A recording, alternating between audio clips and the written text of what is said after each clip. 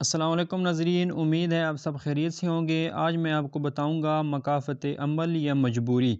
شادی کے 18 سال بعد اسے اپنی غلطی کا احساس ہوا تھا۔ اس نے ماں باپ کی مرضی کے خلاف شادی کی تھی، یعنی بھاگ کر۔ اس کے شوہر اظہر ملک نے جس کے ساتھ وہ بھاگی تھی اسے کبھی احساس ہونے بھی نہ دیا۔ اس نے جو وعدہ اس کے ساتھ شروع دن سے کیا تھا وہ پورا بھی کیا۔ زندگی کی ہر خوشی دی، اسے رانی بنا کر رکھا، اس کی ہر خواہش پوری کی، یہاں تک کہ شادی کے 5 سال بعد اس کے ماں باپ کو بھی راضی کر کے معاملات پہلے جیسے ہی کر دیے۔ مگر آج وہ پچھتاوے کی آگ میں جل رہی تھی۔ اسے احساس ہو گیا تھا۔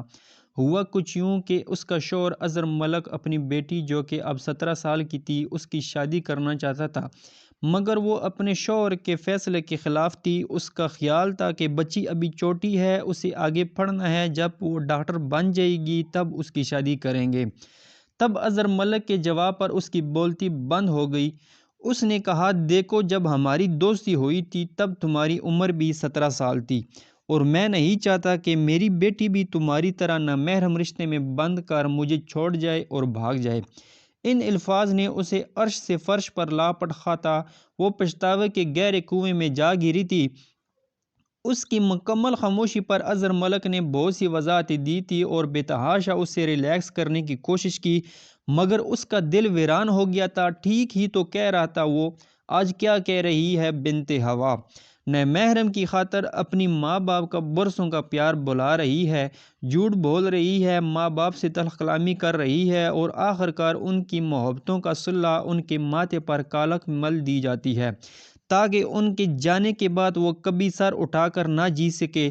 کسی والدین کو بھی بیٹی بری نہیں لگتی، مگر آئے دن بنت ہوا کے بارے میں ایسی خبریں سن کر وہ بیٹی سے ڈرنے لگتے ہیں، اس کے مقدر سے ڈرنے لگتے ہیں۔ اے بنت ہوا، اپنے کردار کو مضبوط بنا، کسی کے چند پیار بھرے وعدوں کی خاطر ماں باپ کی برسوں کی محبت کو مت بھلا۔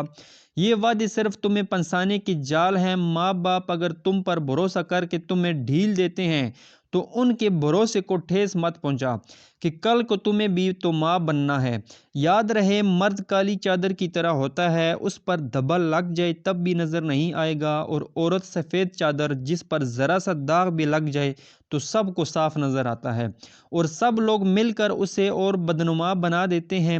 محترم قارئین کرام، ایک اور حساس موضوع اور معاشرے کے اہم پہلو یہ تحریر لیے آیا ہوں، جو کہ بہت ہی نازک اور اہم معاملہ ہے۔ سبھی نہیں تو کم سے کم 70% گھروں میں اس پر لازمی گفتگو شنید ہوتی ہوگی، اور نتیجتاً آپ کو میری اس تحریر میں شاید کچھ اہم پہلوؤں کا ادراک ہو اور آپ احاطہ کر سکیں۔ شکریہ۔